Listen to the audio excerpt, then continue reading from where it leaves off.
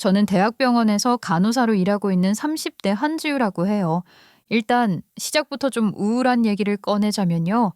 저는 어렸을 적에 부모님 두 분이 다 돌아가셨거든요. 불의의 교통사고였어요. 두 분 다 횡단보도를 침범한 차량에 하늘로 가셨다고 해요. 그 충격이 얼마나 컸는지 떠올리기만 해도 가슴 서늘해지는 느낌이 아직도 남아 있습니다. 그래서 저도 모르게 신호등에 서 있을 때는 긴장을 하게 되는 것 같아요. 그래도 사람은 또 사라지더라고요. 저는 간호사였으니까 몸이든 마음이든 바쁘게 살다 보면 하루가 정신없이 흘러갔어요. 그러다 결혼까지 하게 됐고, 지금은 어느덧 결혼 2년 차로 접어들었죠. 신혼 초반에는 남편이 뭐만 해도 귀엽고, 저도 괜히 더 살갑게 굴었는데, 그게 좀 지나가니까 오히려 더 편안해지는 시기? 서로 퇴근해서 집에 들어오면 긴장 딱 풀고 내 집 왔다 하는 편안한 느낌. 저는 그게 참 좋은 것 같아요. 그래서 슬슬 아이 얘기도 꺼내보고 하는 나름의 여유를 느끼고 있었죠. 제가 부모님이 안 계셔서 그런가? 결혼했을 때 진짜로 따뜻한 울타리가 생긴 것 같은 그런 안정감. 그래서인지 저는 시댁을 참 좋아했어요. 남편도 좋았지만 시댁 자체가 저한테는 하나의 새로운 안식처 같은 느낌이었거든요. 특히 아버님. 저는 아버님을 유독 잘 따랐어요. 그냥 좋아하는 정도가 아니라 어떤 순간엔 진짜로 친정아빠 같다는 생각까지 들 정도였죠. 왜냐면 아버님이 어떤 분이냐. 퇴역군인, 그것도 옛날에 장성급 간부셨다고 하는 대단한 분이세요. 군인이라고 하면 왠지 그냥 무섭고 융통성 없을 것 같고 그런 마냥 편하지는 않은 이미지가 있잖아요. 그런데 우리 아버님은 근엄하지만 쓸데없이 무섭지는 않은 타입이셨거든요. 군인들 특유의 그 단정함을 다 갖추고 계시면서도 말투는 단정하지 생각은 바르지 사람 앞뒤 일관되게 대하지 제가 존경할 수밖에 없는 그런 분이었어요. 지금은 동네에서 한적하게 카페를 운영하시는데 그 카페도 그냥 은퇴하고 심심풀이로 하는 카페가 아니라 직원 몇 명 두고 제대 후 제2의 인생처럼 운영하는 느낌이랄까. 제가 좀 유별나게 시아버지를 좋아하긴 하지만 남들이 보기엔 저희 결혼 생활은 그냥 평범한 느낌이거든요. 평일엔 집 회사 하다가 주말엔 데이트하고 명절엔 부모님 뵈러 가고 하지만요, 우리 집엔 평범함과는 거리가 먼 사연이 하나 딱 있었어요. 제가 바로 시아버지의 생명의 은인이라는 겁니다. 그때가 3년 전 제 간호사 커리어 중에서도 유난히 힘들었던 시기였죠. 야간 근무 끝나고 집에 가려고 횡단보도 앞에 서 있었는데 제 옆에 중년 남성분이 같이 신호를 기다리고 계셨어요. 근데 신호가 바뀌려는 찰나 그분이 갑자기 가슴을 꽉 움켜쥐면서 힘이 탁 풀리더니 그대로 바닥으로 퍽 하고 쓰러지더라고요. 주변 사람들 기겁해서 뒤로 물러나는데 저는 자동으로 몸이 먼저 움직였어요. 안 그래도 신호등에선 빡세게 긴장하고 살았는데 거기에 직업병까지 발동한 거죠. 저기요, 들리세요? 급히 양 어깨를 두드리면서 의식을 확인하려고 얼굴을 가까이 들여다봤는데 아무래도 급성 심장마비인 것 같더라고요. 저는 곧바로 주변에서 웅성거리는 사람들 중 한 명을 지목해서 119에 신고해달라고 했고요. 바로 CPR 들어갔죠. 사실 그 순간에도 손이 떨리긴 떨렸습니다. 아무리 병원에서 CPR을 많이 해봤어도 길바닥에서 실시간으로 쓰러지는 분은 처음 봤거든요. 병원엔 바로 옆에 의료기계들이 있지만 거긴 진짜 말 그대로 길바닥이잖아요. 그래도 제가 해볼 수 있는 건 그것뿐이었어요. 남성분을 바르게 눕히고 가슴 압박 시작했는데 그 이후로는 저도 잘 기억이 안 나요. 다행히 지체 없이 바로 심폐소생에 들어가서 그런가 얼마 지나지 않아 그 남성분은 의식을 되찾으셨고요. 그 다음엔 구급대원들이 도착해서 그 남성분을 들것에 실어갔습니다. 저는 그제야 손에 남은 땀, 심장이 쿵쾅대는 소리 다 실감이 나더라고요. 그날은 저도 똑똑히 기억이 나요. 병원에서 일했을 때랑은 다른 뿌듯함이 있었거든요. 근데 저는 그날 그렇게 한 생명을 살려놓고도 그게 제 인생에 어떤 변화를 가져올지는 상상도 못했죠. 며칠 후였어요. 병원에서 차트를 정리하고 있는데 누가 제 이름을 부르는 거예요. 고개를 들었더니 그날 제가 살렸던 바로 그 중년 남성분이 서 계셨고 뒤에는 그의 가족들이 쭉 서 있었어요. 근데 그분이 바로 제가 지금 부르는 시아버님이었던 거죠. 아버님은 건강을 어느 정도 회복하신 듯 말끔한 옷차림으로 서 계셨는데 저를 보자마자 허리를 깊이 숙이셨어요.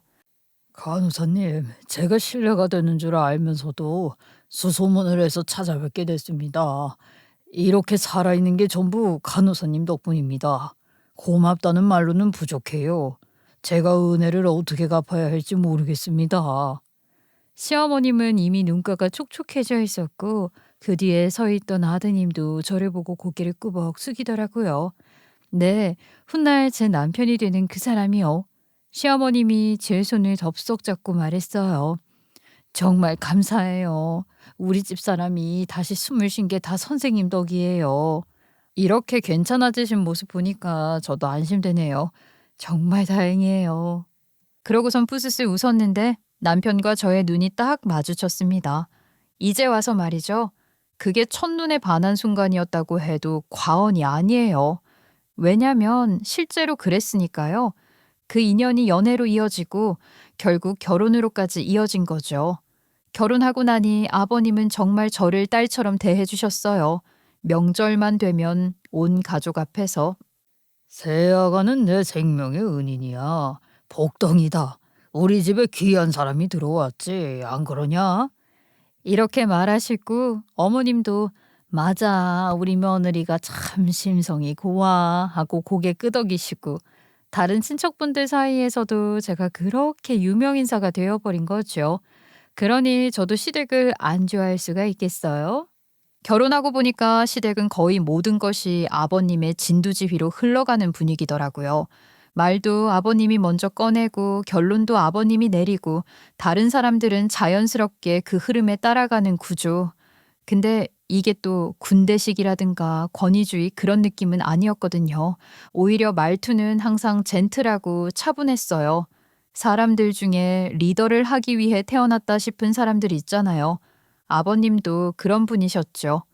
군인 출신이라 그런가 앉아있는 자세 하나, 목소리 톤 하나에서도 리더십이 뚝뚝 묻어나는 분위기였고 가족들도 그걸 당연하게 받아들이는 느낌이었죠.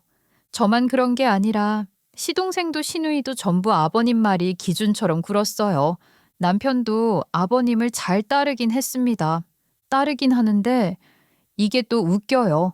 아버님 앞에서는 유독 긴장한 사람처럼 딱딱해지는 타입이에요. 제가 처음 봤을 땐 "아버님이 무서우셔?" 하고 묻고 싶을 만큼 굳어 있었거든요.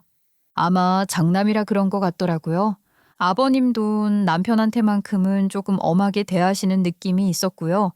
그래서 남편이 아버님 앞에서는 평소보다 말수도 줄고 어깨도 좀 경직되고 괜히 허리도 뻣뻣하게 세우고 그러는 걸 보면 좀 웃기긴 해도 그게 마냥 싫지는 않더라고요.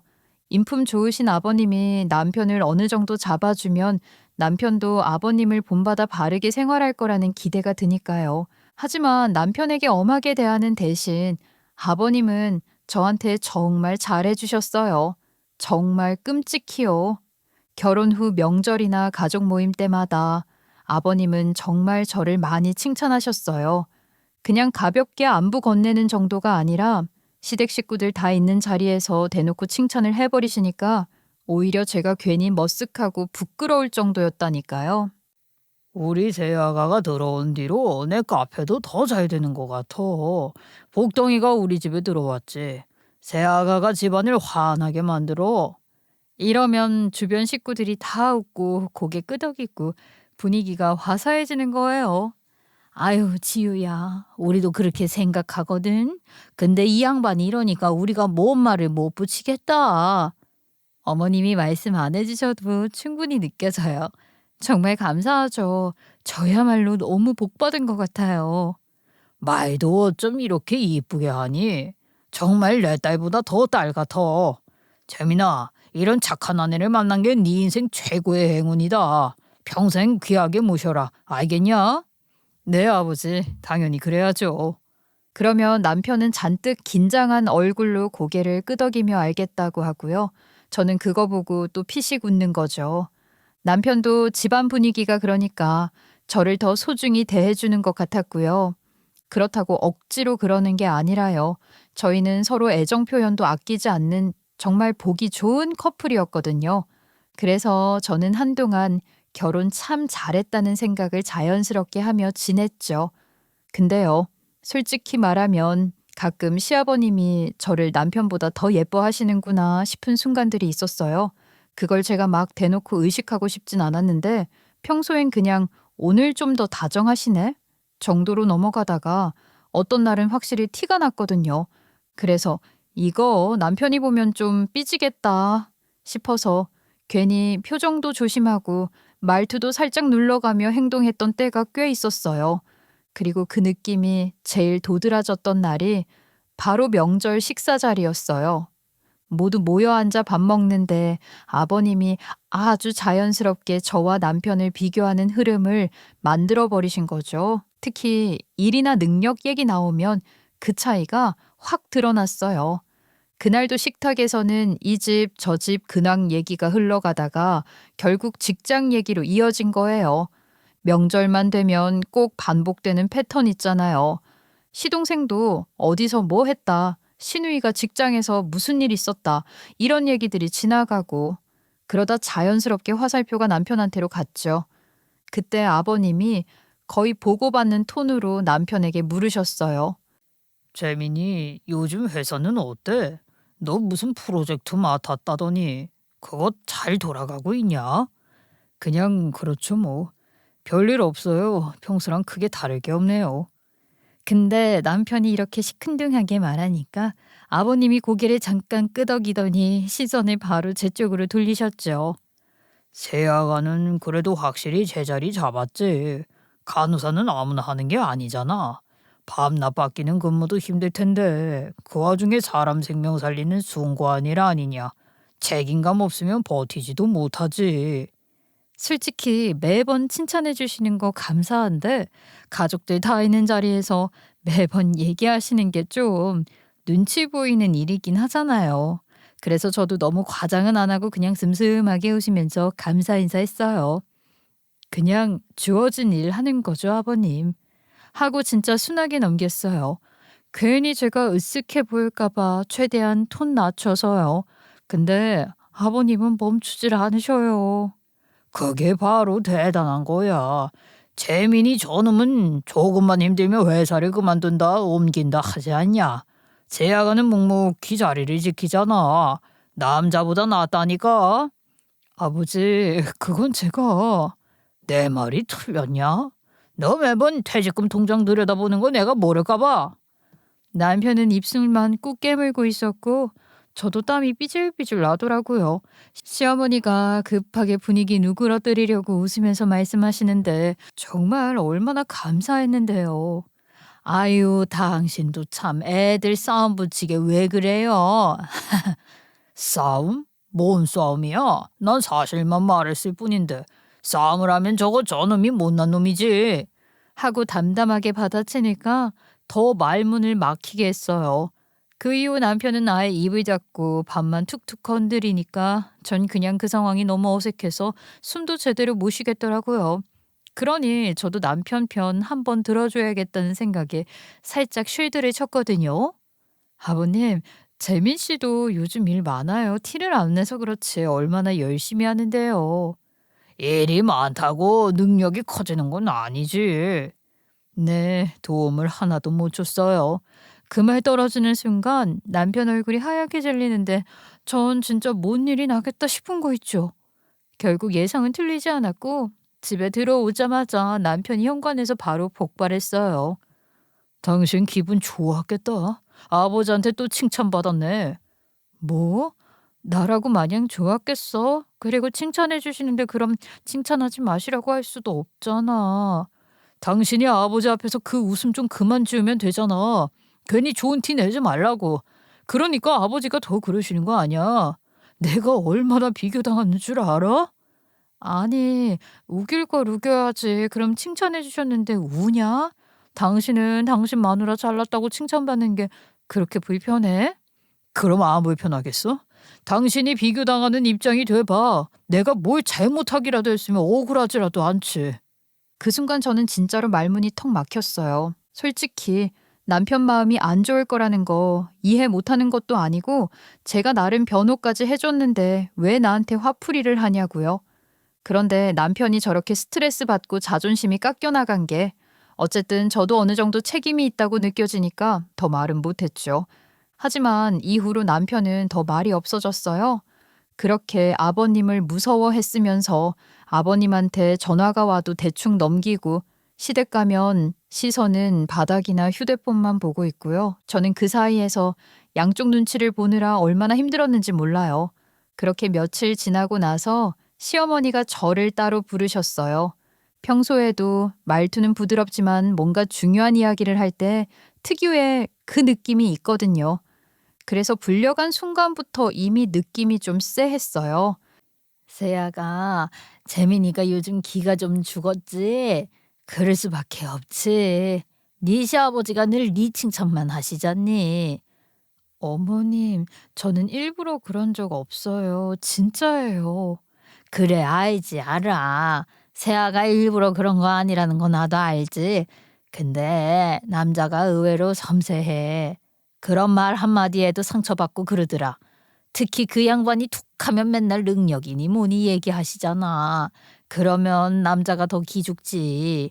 그래도 그걸 제가 조절할 수 있는 문제는 아니라서요. 아버님이 좋은 말로 해주시는데 제가 남편 얘기하면서 그만해달라고 부탁드리면 더 화나시지 않을까요? 그건 그렇지만은 그래서 얘기하는 거야. 그 양반이 말해서 들을 사람이야. 그러니까 새아가한테 얘기하는 거지. 그리고 말이다. 사람들이 보면 또 오해할 수도 있어. 오해요? 응. 아휴, 나도 내 입으로 이런 말 하기 좀 그렇지만 며느리가 너무 똑부러지면 남편이 무능해 보인다잖아. 게다가 우리 집 양반이 새아가 네 편이니까 밖에서 보기엔 좀 그래 보일까 봐 걱정이다. 말은 분명 부드럽게 하시는데 그 안에 들어있는 메시지는 정말 선명했어요. 저는 그 말 속에 숨은 뜻을 못 알아챌 정도로 둔한 사람도 아니었어요. 한마디로 남편보다 앞서 보이지 말라는 거죠. 저는 그날 좀 많이 속상했네요. 아버님만큼은 아니지만 어머님도 저를 끔찍히 생각해 주신다고 느꼈거든요. 그래서 이렇게 완곡히 내 아들이 더 중요하다는 표현을 하셨다는 게 당연한 건데도 굳이 표현을 하셔야 했을까 싶었고요. 그런데 웃긴 건 알고 보니까 시어머니가 이 말을 하신 게 남편의 부탁 때문이었다는 걸 알게 됐다는 거예요. 며칠 뒤 남편이랑 시어머니 카톡하는 거 우연히 보다가 알았어요. 그 위에 대화 내용이 보였거든요. 그걸 보는 순간 참 어이가 없더라고요. 본인이 입으로 말하면 될 걸 왜 엄마를 시켜요? 자기 자존심 챙기겠다고 그런 거겠죠. 근데 그걸 알아버린 그 순간 오히려 남편이 얼마나 속 좁은지 다시 한번 느껴지더라고요. 근데 진짜 문제는 그 뒤에 일어난 일이었어요. 어느 날은 사소한 문제로 남편이랑 또 다툼이 났는데 그게 기가 막힌 게 뭐였냐면요. 남편 회사에 신입이 들어왔는데 집 방향이 같았나 봐요. 당연히 그 자체는 물론 뭐라 할 이유도 아닌데 문제는 남편이 그걸 저한테 한마디도 안 하고 그 여직원이랑 카풀을 하고 있었다는 거예요. 매일 아침 저녁으로 태워다 준다는 걸 저는 정말 그냥 길에서 우연히 보게 됐어요. 마트에서 장 보고 나와서 집으로 걸어가는 길이었는데요.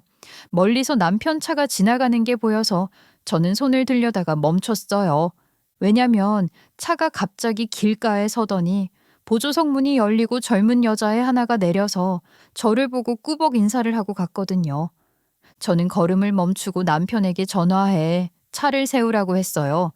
남편은 주변을 두리번거리더니만 저를 발견하고 살짝 놀라더라고요. 저는 차에 타고 나서 저는 바로 물어봤어요. 뭐야, 아까 그 여자는? 남편이 아주 태연하게 말하더라고요. 아, 회사 신입. 집 방향이 비슷해서 가끔 카풀하는 거야. 뭐? 카풀? 그럼 오늘이 처음도 아니라는 거네? 왜 나한테 얘기로라도 안 했어? 남편은 마치 제가 이상한 사람인 것처럼 눈을 크게 뜨고 말했어요.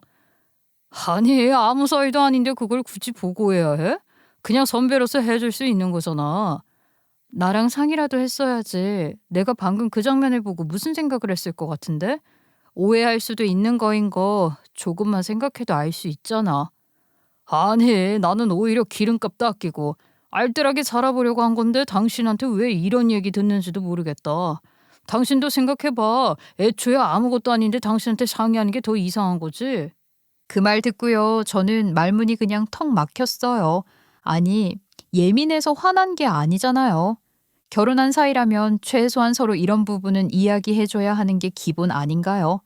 솔직히 남편 차 조수석은 제 지정좌석이나 마찬가지인데 저는 남편이랑 그렇게 한번 크게 얘기를 했으니까 이제는 알아서 조심하겠지 싶었거든요. 솔직히 제가 바라는 거 별거 아니잖아요. 내가 불편하다고 했으면 최소한 신경이라도 좀 써주겠지. 이런 아주 작은 기대 정도였죠. 근데요, 며칠 뒤에 그 꼴을 또 보고 말았어요. 진짜로 제가 눈을 의심했다니까요. 그래서 그날 하루 종일 그 일 가지고 남편이랑 실랑이를 벌였어요. 방금 본 그 장면이 계속 눈앞에서 어른거리는데 남편은 또 태연하게 아무 일 아니라고 우기고 있으니까요. 저는 참다가 결국 터졌죠. 내가 그렇게 말했으면 눈치껏 횟수라도 줄이던가 아니면 양이라도 구할 수 있는 거 아니야? 당신이 아무 사이 아니라고 100번 말해도 내가 싫다잖아. 그걸 못 맞춰줘? 아니, 내가 저번에 아무것도 아니라고 했잖아. 그러면 나는 앞으로 회사 사람들하고 밥도 못 먹고 살라는 거냐? 세상에 여자고 남자고 다 피해서 다니면서 살라고? 내가 뭐 잘못했다고 이렇게까지 난리야. 당신 뭐 의부증 같은 거 아니야? 지금 그게 말이라고 해? 내가 의부증이라고? 내가 뭘 의심했어? 그냥 배려 좀 하라니까. 아, 됐어. 그렇게 의심되면 앞으로 안 하면 될 거 아니야. 당신 도대체가 왜 이렇게 예민해? 당신 병원에서 검사 좀 받아봐. 저는 정말 돌아버릴 뻔했어요. 제가 언성을 높이고 싶어서 그런 게 아니잖아요. 충분히 오해할 만한 상황이고 결혼한 사이면 당연히 조심해야 하는 일이고 상의해야 하는 문제잖아요. 근데 남편은 그 모든 걸 내가 너무 예민한 사람으로 몰아가다가 심지어 의부증 아니냐고 모욕할 생각으로 검사 받아보라 하니까 더 눈물이 치밀었죠. 결국 저는 방으로 들어와서 아버님께 눈물 바람으로 전화했어요. 전화 받자마자 제 목소리 듣고 아버님이 바로 놀라시더라고요. 제가 울면서 남편이랑 싸웠다고 말하는데 아버님 목소리 톤이 순식간에 달라졌어요. 그러면서 왜 싸우게 됐는지 설명하는데 아버님이 즉각 우리 집으로 오신다고 하더라고요. 그리고 진짜로 30분도 안 돼서 현관문 여는 소리가 들렸어요. 깜짝 놀랄 정도로 빠르게 들어오셨죠. 아버님은 신발도 제대로 벗기 전에 우리 부부 불러내셨고요. 남편은 그 소리에 움찔하더니 토끼처럼 기어 나왔어요. 아버님이 어떻게 된 일인지 묻자 저는 울먹이면서 상황을 천천히 설명했어요. 전화로는 감정이 벅차올라서 제대로 말도 못했거든요. 아마 아버님도 제대로 못 알아듣고 바로 달려오신 거일걸요. 그런데 남편은 어이없게도 그냥 사소한 일이라고 하더라고요. 별일 아니에요, 아버지. 그냥 사소한 문제였어요. 그 말에 아버님이 남편 쪽으로 천천히 고개 들리는데 남편 어깨가 눈에 띄게 움찔했어요. 결혼한 남자가 아내 몰래 다른 여자를 매일 차에 태우는 게 사소한 일이야? 그게 아니라 진짜 아무 사이도 아니고 내가 지금 그걸 묻는 게 아니잖아. 아내가 싫다고 했으면 그만해야지. 유부남이 할 짓이야 그게? 아버님은 목소리 크게 안 높이셨는데도 남편은 말이 아예 막혀서 고개만 푹 숙이고 있었어요. 그리고 결국 아버님이 아주 단호하게 말하셨어요. 일로 한 번 더 새아가 눈에 눈물 나게 하면 넌 내 아들 아닌 줄 알아. 똑바로 처신해. 그 한마디에 거실 공기가 얼어붙었어요. 그리고 저한테는 남편에게 보인 모습과는 달리 세상 다정하신 모습으로 위로를 해주시더라고요. 그런 아버님의 모습에 남편은 잔뜩 쫄아 있었지만 저는 아버님이 참 든든했네요. 남편이 찍소리도 못하는 거 보니까 꼴 좋다 싶었고요. 다른 사람이 봐도 이렇게 화낼 일이라는 걸 남편도 깨닫길 바랐던 건데 아버님은 항상 그 이상을 해주시네요. 아버님이 가신 뒤에 남편은 진짜 쭈글쭈글해져선 저한테 사과했어요. 미안해. 다시는 그런 일 없게 할게. 저는 그 말이 당장은 믿기지는 않았지만 그래도 아버님이 계시는 한 남편이 함부로 못하겠다는 자신감이 생기더라고요. 그래서 또 이런 일이 있을 때면 어김없이 아버님을 부르겠노라 다짐했죠. 또 안 생기는 게 가장 좋겠지만요. 그런데 얼마 전 남편이 술 냄새를 풀풀 풍기며 들어왔어요. 진짜 문 열리자마자 알코올 냄새가 확 스쳐서 순간적으로 이 사람이 웬일이지 싶더라고요. 남편은 평소에 술을 잘 안 마시는 편이라 이렇게까지 취할 일이 없거든요. 무슨 일로 이렇게 술을 마셨어? 괜찮아? 물 줄까? 오늘은 마시지 않고는 안 되겠더라고. 말투도 기운이 없고 행동도 어딘가 흐트러져 있어서 그냥 느낌이 좋지 않았어요. 그리고는 할 말이 있다면서 저보고 잠깐 앉으라고 하는데 저랑 눈도 마주치지 않고 그 기운이 평소랑 너무 달라서 가슴이 꽉 조여오는 것 같았죠. 이렇게까지 눈을 피하는 건 처음이라 저는 혹시 회사에서 무슨 일 났나 싶어서 걱정이 먼저 들더라고요. 괜찮아? 혹시 회사에서 무슨 일 있었어? 하고 조심스럽게 물었는데 남편은 고개만 저으면서 일단 앉아보라고 하는데 그 말투가 너무 불길했어요.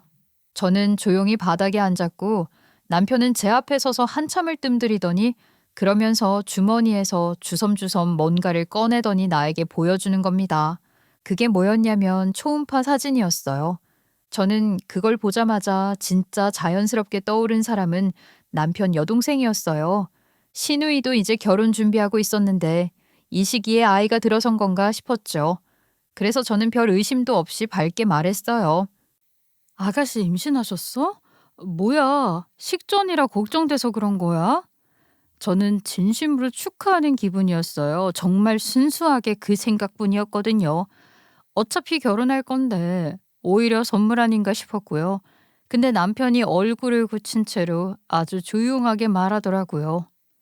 네야. 전 잘못 들은 줄 알았어요. 머릿속이 정말로 하얘지더라고요. 아무 말도 못하고 멍하게 남편을 보는데 남편이 숨 한 번 고르고는 이어서 말하는 게 참 가관이더라고요. 몇 달 전부터 그냥 호기심으로 만나봤던 여자가 있는데 그 여자가 임신했다는 거예요. 몇 달 전 호기심, 그게 유부남 입에서 나올 말인가요? 저는 떨리는 목소리로 겨우 물었어요. 그 여자가 누군데? 내가 아는 사람이야? 그건 당신은 몰라도 돼. 알려주고 싶지도 않고. 진짜 기가 차는 거 있죠? 전 지금 내가 무슨 얘기를 듣고 있는 건지조차 모르겠는데 남편은 이 와중에 상간녀 신상을 보호하고 싶었나 봐요. 꼴이 웃기지도 않았죠. 남편 설명대로라면 현재 상간녀는 남편의 아이를 임신했고 임신 5주차가 넘었다고 하더라고요. 그리고 남편은 그 아이를 낳게 하고 싶대요. 애를 지울 순 없으니까 애가 없는 저는 그냥 이혼을 해주면 좋겠다고요. 저는 그 말 듣고 겨우 목소리를 짜내서 물었어요. 그럼 나는 뭐야? 우리 결혼은 뭐였는데 우리도 아기 준비하고 있었잖아. 당신이 어떻게 나한테 이럴 수가 있어? 근데 남편은 아무 대답도 못하고 계속 고개만 숙이고 있었어요. 그 모습이 너무 비겁하게 느껴졌어요. 이미 그 여자와 아이를 선택했고 저는 그냥 버려진 거라는 게 너무 명확하게 보였거든요.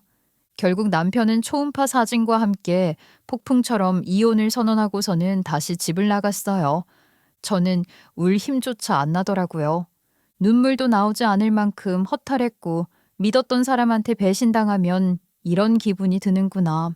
이런 감정을 뭐라고 설명해야 하나? 그 생각만 계속 맴돌았어요. 그렇게 며칠 동안 남편은 집에 들어오지도 않았어요.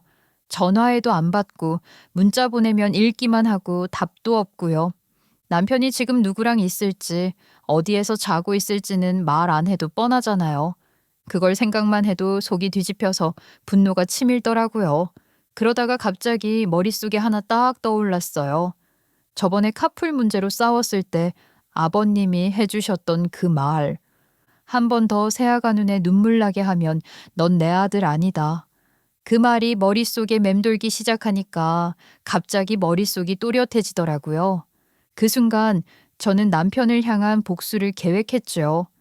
저에게 가장 쉽고 빠른 그리고 무엇보다 시원할 복수를요. 남편이 집을 나가고 2일째 되는 날 모르는 번호로 전화가 왔어요. 처음엔 스팸인가 했는데 요 며칠 사이에 이미 마음이 산산조각 나 있던 터라 괜히 눌러서 받게 됐죠. 그런데 수화기 너머에서 들리는 목소리가 묘하게 어렸어요. 어린데 말투는 또 당돌해서 순간적으로 제가 전화를 잘못 걸었나 싶었다니까요. 그러더니 아무런 망설임 없이 자신이 남편의 상간녀라고 밝히는 거예요. 저는 그 한마디 듣자마자 핸드폰을 떨어뜨릴 뻔했는데 정작 그 여자는 아주 침착했어요. 안녕하세요. 재민 씨 부인 맞으시죠? 저 그 사람, 그러니까 그쪽 남편분 아이 가진 사람이에요. 그래서 한번 만나서 얘기하고 싶어서요. 지금 뭐라고 했어? 당신이 누구라고? 말 그대로예요. 남편분 아이 가진 사람이라니까요. 이런 건 통화로 얘기하는 건 아닌 것 같아서요. 직접 뵙고 말하고 싶어서요. 지금 나보고 그걸 만나서 들어주라고? 당신 상황은 이해하고 말하는 거야? 네. 그래서 뵙고 말씀드리려는 거예요. 저도 제 입장이 있으니까요. 저는 그 짧은 대화만으로도 상간녀의 성격을 대충 알겠더라고요. 초면에 이렇게 센 척하는 사람치고 진짜 무서운 사람 몇 없거든요. 목소리도 어린 걸 보니까 아직 뭣도 모를 나이라 가진 거 없이 당돌하게 군다 싶었습니다. 그래서 제가 생각한 게 상간녀와의 만남 장소를 시아버님이 운영하는 카페로 정하는 거였어요. 물론 그녀는 몰랐겠죠. 제가 지정한 장소가 시아버님 카페라는 거요. 카페에 도착해서 자리에 앉아 애를 보니까 제가 이미 아는 얼굴이더라고요. 그 카풀의 주인공이었던 남편 회사 신입 여직원이라던 그 사람이요. 남편 차 조수석에서 내려서 저를 보고 꾸벅 인사하던 그 애인 걸 떠올리자마자 퍼즐처럼 모든 상황이 딱 하고 맞아 떨어지는데 진짜 기가 막혔죠. 사실은 조금 예상하긴 했어요. 근데 진짜인 걸 보니까 더 황당하더라고요. 그렇게 아니라고 우기더니 결국엔 진짜 바람핀 거였다니. 그런데 하필이면 아버님은 잠시 외출 중이셨어요. 저는 속으로 너무 아쉬웠지만 어차피 금방 오실 거라 생각하고 최대한 시간을 끌어보기로 했어요. 그래서 무슨 얘기를 하고 싶은 건데? 말해봐. 네. 저 지금 재민 씨랑 같이 지내고 있어요. 제 자취방에서요. 그런데 원룸이라 둘이 지내다 보니까 너무 불편하고 그래서 그쪽이 하루빨리 이혼을 해 주셨으면 좋겠어서요. 둘 다 불편하잖아요. 둘이 같이 지내고 있다고? 그걸 지금 내 앞에서 당당하게 얘기하는 거야? 네. 어차피 남편분이랑은 이미 마음이 끝나신 걸로 알고 있어요. 재민 씨가 확실하게 정리하고 왔다고 하던데요. 그래서 저는 그거 절차대로 기다리는 건 피차 시간 낭비니까 말씀드리는 거예요. 저도 지켜야 할 아이가 있으니까요. 당신 지금 내가 끝났다는 말 그 사람 입으로 들었다고 자랑이라도 하는 거야? 저는 입을 꾹 다문 채로 상간녀를 바라봤어요. 진짜 말 한마디도 안 하고요. 그녀는 제가 반응을 안 해주니까 더 크게 숨을 들이마시더니 이번엔 더 대책 없는 기세로 말을 이어갔어요. 본인은 아이와 함께 새로 시작할 예정이다.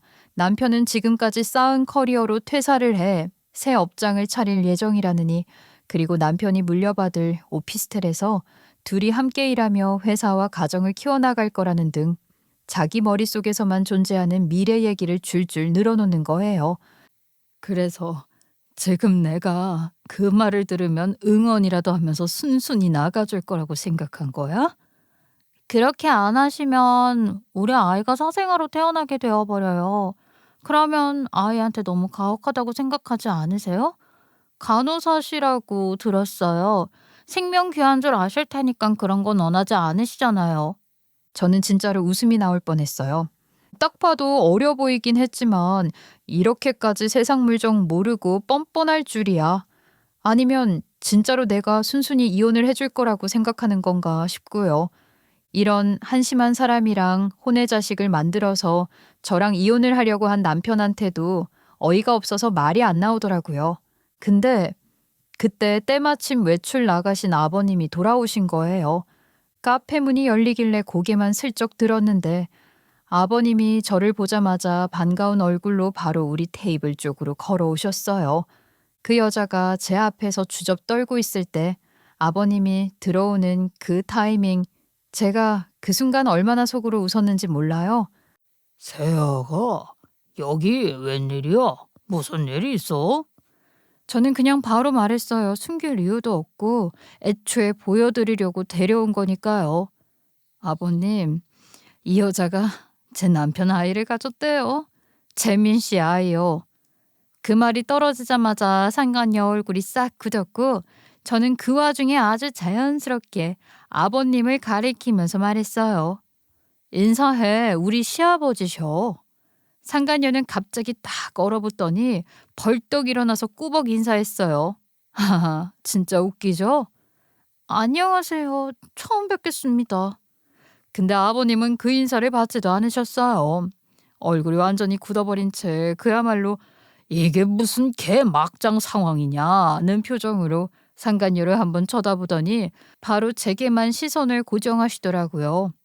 세아가 이게 무슨 일이냐? 너가 한번 설명 좀 해봐라. 저는 천천히 숨 한 번 크게 쉬고 나서 지금까지 있었던 모든 사실을 그대로 이야기했어요. 남편이 초음파 사진 들고 와서 이혼을 요구한 것부터 상간녀가 전화를 걸어 자신이 상간녀라고 밝힌 것, 카페에서 얼마나 뻔뻔하게 미래 설계까지 늘어놓았는지 전부요. 아버님은 듣고 있는 동안 표정이 점점 돌처럼 굳어가더니 제가 말을 끝내자마자 단호하게 상간녀에게 말했어요. 제가 길게 얘기 안 하겠습니다. 일단 여기서 좀 나가주시죠. 아버님, 상황은 이렇게 됐지만 제가 아버님 손주를...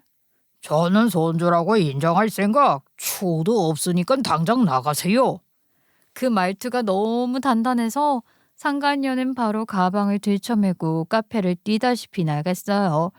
그 뒷모습이 어찌나 초라하던지 솔직히 시원했어요. 그리고 아버님은 제 앞에 앉으셨어요. 방금까지 도깨비 같았던 그 표정은 싹 사라지고 울 것 같은 표정이 되셨더라고요. 세아가 내가 아들을 잘못 키웠다. 내 잘못이다. 정말 미안하다. 저도 마음이 철렁했어요. 아버님 잘못 아니에요. 진짜예요. 아니야, 너가 어떻게 이런 취급을 당해? 이럴 순 없는 거야. 네가 원하는 게 뭐냐? 내가 어떻게 해주면 좋겠냐? 저는 목이 찌릿할 정도로 울컥해서 말하기도 어려웠는데 그래도 말했어요. 아버님한텐 너무 죄송하지만 이렇게 된 이상 이혼을 해야 할 것 같아요. 남편하고는 다시는 못 살 것 같아요. 아버님은 단 1초도 망설이지 않고 고개를 끄덕였어요. 그래, 네 선택 존중한다. 너가 왜 나한테 미안을 해? 너는 미안할 거 하나도 없어. 너 하고 싶은 대로 해. 하지만 네 눈에서 또다시 눈물 흐르게 한 윤재민 그놈, 그 자식은 용서 못한다. 나는 내 방식대로 교육할 테니 그것만은 막지 말아다오. 그 말 듣는 순간 등골이 서늘한데 마음은 또 시원하더라고요. 아버님이 진짜 움직이겠구나 싶어서요. 그리고 아버님은 바로 이어서 말했어요. 아니지, 아니야. 그것만으로는 안 될 일이지. 그 오피스텔도 세아가 너가 가져가라. 네? 아버님 아니에요. 그건 부담스러워서요. 제가 어떻게... 아니다. 내 재산 내가 알아서 하겠다는데 누가 뭐라 한다고 그래? 이건 내 선택이고 못난 아들을 둔 아비의 사죄다. 받아다오. 내 마지막 부탁이다. 그렇게 말씀하시는데 제가 어떻게 거절해요. 결국 저는 오피스텔을 넘겨받았어요. 그리곤 저는 그 오피스텔을 즉시 매물로 내놨습니다. 뭐 망설일 이유가 없더라고요. 남편이랑 그년이 침 흘리며 꿈꿨던 미래의 근거지가 그 오피스텔이었다는 걸 생각하니까 내놓는 순간부터 속이 그냥 시원했어요. 그리고 역시나 이 소식은 얼마 지나지 않아 남편에게 닿았습니다. 그동안 제 연락이랑 문자는 다 씹더니 이런 건 귀신같이 확인하고 바로 전화를 하더라고요. 그것도 다급하게. 여보, 그 오피스텔 누가 이사 온다는데? 당신 혹시 아는 거 있어? 그 목소리가 참 웃겼어요. 불안, 초조, 패닉, 당황 다 섞였는데도 최대한 평온한 척하려고 하는 느낌? 그런데 제가 이제 뭐 할 말이 있겠어요? 등신 호구야, 그년한테 물어봐라. 그 말하고 끊으니까요. 정확히 1시간 후 남편과 상간녀가 집으로 찾아온 거예요. 둘 다 초췌한 얼굴로 문 앞에 서서 저보고 문 열어달라고 빌다가 제가 문을 열자마자 그 자리에서 바로 무릎을 꿇었습니다. 제발, 지우야, 내 오피스텔 돌려줘. 우리 살 데가 없어. 내 오피스텔? 웃기고 있네. 내 오피스텔이고 내가 증작에 매물로 내놨어. 그리고 그때 남편이 또 말하는 거예요. 그것도 안 되겠으면 그럼 제발 우리 아버지라도 말려주라. 어? 우리 아버지가 당신 말만큼은 잘 들어주시잖아. 제발 부탁해. 나 진짜 빈털터리로 쫓겨나게 생겼다고. 그 말이 참 웃기더라고요. 왜 이제 와서 저한테 아버님을 말려달라고 하는지 자기가 한 짓은 새까맣게 잊어버렸나 보더라고요. 그리고 저도 몰랐는데 이 인간들이 와서 하는 말 들어보니까 아버님은 오피스텔 말고도 남편 몫으로 남겨두었던 모든 재산을 전부 아가씨와 도련님에게 돌렸다는 것 같더라고요. 화끈하신 처사에 놀랐지만 동시에 아버님이라면 충분히 그럴 수 있지 하는 묘한 확신도 함께 느껴졌어요.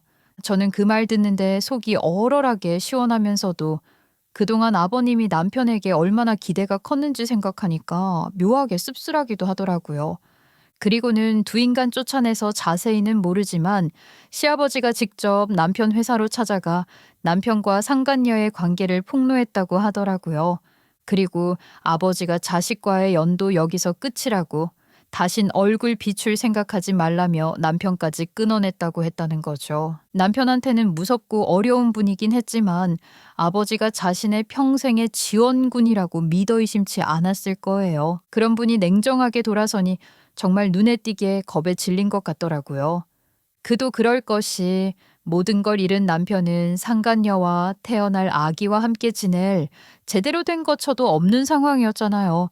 현실적으로 남편이 설 곳이라곤 어디에도 없었죠. 그리고 생각해보면 당연했던 게 이 신혼집도 아버님 명의의 집이었거든요. 남편 이름 들어간 게 단 하나도 없었어요. 아버님이 결혼할 때부터 늘 집은 내가 책임질 테니 너희는 싸우지 말고 잘 살아라 하셨던 그 집. 그 집에서 남편은 이제 법적으로도 감정적으로도 설 자리가 없는 거예요. 본인 스스로 이룬 건 하나도 없는데 왜 그렇게 당당하게 이혼을 요구할 수 있었던 걸까요? 거기다 상간녀도 그때는 그렇게 싸가지 없게 굴며 오만하고 뻔뻔하게 말하던 주제에 이제는 눈에 띄게 추레한 몰골로 찾아와서 저한테 계속 용서를 구하는 거예요. 도대체 무슨 용서를 구하는 건지 스스로도 정리가 안 된 듯한 얼굴이었어요. 언니, 그때 제가 어려서 철없이 한 행동이었어요. 다시는 그러지 않을게요. 한 번만 봐주세요. 다른 건 안 바랄게요. 아버님께 말씀 좀 잘 부탁드리면 안 돼요? 그 말을 듣는 순간 저는 진짜 숨이 턱 막히는 느낌이었어요. 본인들의 불륜을 어떻게 좋게 말해달라는 건지 부탁할 걸 부탁해야죠. 그리고 저는 확실히 느꼈어요. 이제 되돌릴 수 없는 강을 건넜다는 걸요. 남편은 알고 있었을 거예요. 아버님은 한 번 돌아서면 다시 자비를 주지 않는 냉철한 분이시라는 걸요. 아버님은 말이 부드럽고 인품이 좋지만 기준을 어긴 사람에게는 군인 시절보다 더 냉철해지시는 분이라는 걸 본인이 아들이었으니까 누구보다 잘 알고 있었겠죠. 그러니 그동안 그렇게 아버님을 무서워했을 거고요. 그런데도 남편은 정말 지푸라기라도 잡는 심정으로 저를 찾아온 거겠죠. 그런 아버님이 가장 아끼던 사람이 아이러니하게도 자신의 아내였던 저였으니까요. 그 둘이 무릎 꿇고 울먹이던 모습이 제게는 참 기가 막히면서도 묘하게 통쾌했어요. 그리고 저는 그때 깨달았어요. 역시 최선의 복수는 아버님이었구나. 제가 직접 손대지 않아도 아버님 한마디면 남편 인생이 정리되더라고요. 결국 우리는 이혼을 했어요. 전 남편이 저한테 줘야 할 위자료가 있지만 그 인간 손에 뭐가 남았겠어요? 저는 그냥 아버님한테 받았던 오피스텔이 있으니 그걸 위자료로 퉁치기로 했습니다. 너무 짧은 시간이었지만 그동안 행복했던 기억들이 떠올라 마음이 아프긴 하더라고요. 하지만 그건 이제는 남편에 대한 원망보다는 아버님과 남이 된다는 그 사실 때문이 컸던 것 같아요. 그리고 모두 예상했던 대로 전 남편은 가족과의 연이 완전히 끊겼어요. 연이 끊긴 정도가 아니라 그냥 없던 사람 취급이 되었다고 하더라고요. 게다가 그때 아버님이 회사에 찾아가 농성을 하신 덕분에 전 남편이 신입 직원과 불륜을 저질렀다는 이야기도 회사 안에 빠르게 퍼졌고 결국 둘 다 회사를 그만둘 수밖에 없었대요. 남편은 나름 프로젝트도 맡아서 하던 꽤 직급 있는 사람이었는데 스스로 망가뜨려 버렸으니 더할 말도 없겠죠. 그리고 들리는 소문으로는 전 남편은 술만 먹으면 본가 대문 앞에 무릎 꿇고 석고대죄를 한다고 하더라고요. 비 오는 날에도 밤중에도 일부러 대문 CCTV에 잡히는 위치에서 계속 와서 울었다고 하더라고요. 근데 아버님은 단 한 번도 문을 열어준 적이 없대요. 그 모습을 들으면서 저는 뭐랄까 딱히 불쌍하진 않았어요. 그냥 인과응보다 하는 생각만 들더라고요. 상간녀는 배가 점점 불러오는 와중에도 식당에서 아르바이트를 하고 있다고 들었어요. 전 남편의 지인을 통해 들은 이야기론 둘이 같이 지내고는 있지만 매일 돈 문제로 싸우는 것 같다면서 그 둘도 올해는 못 갈 것 같다고 하네요. 본인들이 만든 만큼의 수준으로 흘러가는 거겠지요. 이 모든 게 자연스러운 흐름처럼 보였어요. 이혼한 지 시간이 어느 정도 흐른 지금도 아버님은 변함없이 저를 딸처럼 챙겨주세요. 정말 이건 과장이 아니라 제 인생에서 친정을 잃은 빈자리를 아버님이 적당히 채워주시는 게 아니라 거의 철판 깔고 완전히 메꿔버린 느낌에 가까워요. 처음 이혼하고 나서 마음이 텅 비고 그동안 버티느라 억눌렀던 감정들이 한꺼번에 몰려오던 시기엔 진짜 난감했거든요. 병원에서 환자들 챙기고 집에 돌아오면 불 꺼진 방이 너무 적막해서 어쩔 땐 벽지 무늬까지 밉더라고요. 괜히 냉장고 문 열어보고 닫고 돌려놓은 세탁기가 끝날 때까지 멍하니 서 있고. 솔직히 말하면 아무리 제가 마음 단단히 먹었어도 이혼 후유증이라는 게 아예 없을 수는 없었어요. 근데 그 공허한 시기를 버티게 해준 사람이 아버님이었어요. 이혼하고 며칠 지나지 않았을 때였나. 갑자기 아버님이 전화하셔서 그러시더라고요. 세아가 휴일에 시간 괜찮으면 카페 와라. 밥이나 같이 먹자. 아버님, 저 보셔도 괜찮으셔요? 그게 무슨 말이야? 너 앞으로 나 안 보고 살 생각이야? 옛말에 그랬어. 바쁜데 짬내서 먹는 밥이 제일 맛있다고. 바빠도 들러라. 이런 식이에요. 그러면 저는 어김없이 휴일 아침에 슬리퍼 재질 끌고 카페 가요. 가면 또 아버님은 제 앞에 따뜻한 수프 한 그릇 딱 내려놓고 제가 숟가락 몇 번 뜨는 동안 말 한마디 없이 쳐다보고 계세요. 왜 그러세요? 네가 반 그릇 먹을 때까지 말 시키면 안 될 것 같아서. 왜요? 요즘 애들은 스트레스 받으면 식사도 제대로 못한다며. 너 요즘 고생했다며. 그래서 너가 반은 먹는 거 봐야 내가 안심이 될 것 같아서 그러지.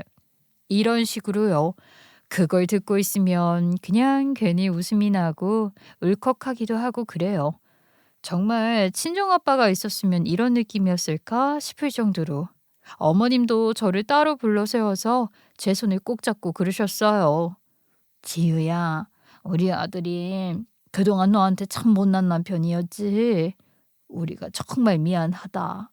그런데도 그런 일을 겪었는데도 우리를 미워하지 않고 저 양반이랑 계속 잘 지내줘서 고마워. 어머님이 그 말을 하며 눈시울이 빨개지는데 저는 고민할 것도 없이 말했어요. 어머님이랑 아버님은 제게 가족이에요. 잘못한 건 남편이지 두 분이 아니잖아요. 그 말을 하는 제 입에서조차 이상하게 담담했어요. 어머님이 제 손을 꼭 잡고 고맙다고 하실 때 저는 오히려 두 분은 진짜 좋은 분이다라는 확신이 더 들더라고요. 그리고 저는 오피스텔을 판 돈으로 작은 집을 마련했어요. 아담한 투룸인데요. 창문도 크고 남향인 곳으로 잘 고른 것 같아요. 전세지만 제 돈으로 처음 잡은 집이라 그런지 방 한 칸 한 칸이 다 소중했어요. 집 꾸미는 재미가 또 쏠쏠하더라고요. 퇴근해서 들어가면 현관에 제 취향으로 사둔 디퓨저 향기도 기분 좋고 주방 조명 켜면 작은 식탁이 반짝거리고 새로 산 화분에서 초록잎이 천천히 올라오는 거 보면 나도 다시 자라는 중이구나 싶은 그런 느낌이 들었어요. 간호사 일도 그대로 계속하고 있어요. 밤 근무가 있는 날엔 새벽 6시에 퇴근해서 집에 와서 샤워하는 피곤한 일상은 여전하지만 블라인드 조금 젖혀놓고 침대에 누우면 햇빛이 눈꺼풀에 따뜻하게 닿아요. 그때마다 그래, 이제는 내 인생을 내가 내 마음대로 다시 살아가면 되는 거야 이런 생각이 들고요. 그리고 가끔은 아버님 카페에 들러서 커피 한 잔 마시면서 이런저런 이야기를 해요. 남편 얘기는 거의 안 해요. 굳이 꺼내지 않아도 되는 이야기니까요. 아버님도 그걸 아시고 대신 저한테 이런 말만 해주세요. 지우, 넌 내 생명의 은인이자 내 딸이야. 그건 평생 변하지 않을 테니까 너도 날 아버지라고 생각해라. 그 말 들을 때마다 가슴이 따뜻해지는 게 느껴져요. 그게 가식적인 말이 아니라는 걸 너무 잘 아니까 아버님은 저를 그저 남편의 전부인이 아니라 정말 아버지가 딸을 챙기듯 챙기시는 분이에요. 세상에는 여러 형태의 가족이 있잖아요. 법적으로는 엮여 있지 않지만 이제 아버님과 저도 그런 가족이 되지 않았나 싶습니다. 이렇게 좋은 가족을 배신하다니. 전 남편이 잃어버린 건 오피스텔 하나가 아니었어요. 사실 그건 그냥 껍데기예요. 진짜로 잃은 건 본인이 세상에서 마지막까지 믿고 의지하던 가족일 거예요. 아버님이 아들을 끊겠다고 말한 순간 남편은 자신에게 남아있던 마지막 울타리까지 잃은 거죠. 저는 그게 가장 큰 벌이라고 생각해요. 사람은 돈이 없어도 다시 벌 수 있고 집이 없어도 다시 구할 수 있어요. 하지만 사람을 잃으면 그건 되돌릴 방법이 없잖아요. 그리고 저도 이제 전 남편 생각이 거의 나지 않아요. 아예 기억에서 지워졌다기보다 생각을 해도 아무런 감정이 안 들더라고요. 이혼 직후에 우울해했던 게 놀라울 정도로요. 그래서 저도 이제 새로운 삶을 살려고 해요. 요즘 시대에 이혼이 흠인가요? 사람이 살다 보면 누구나 실수도 하고 틀린 선택도 하고 엉뚱한 길을 갈 수도 있는 거잖아요. 중요한 건 다시 돌아올 용기, 다시 걸어갈 용기. 전 지금 그걸 하고 있어요. 앞으로 어떻게 살지 막막하다기보다 오히려 기대돼요. 앞으로 누굴 만나든 무슨 일을 하든 이제는 제가 먼저 저를 챙길 수 있게 됐으니까요. 그러니까 저는 이제 새 인생, 새 출발하려고 합니다. 제 가족들이랑요. 제 이야기를 함께 해주셔서 감사드리고 여러분들도 자신만의 가족들과 함께 항상 행복하시길 바랄게요.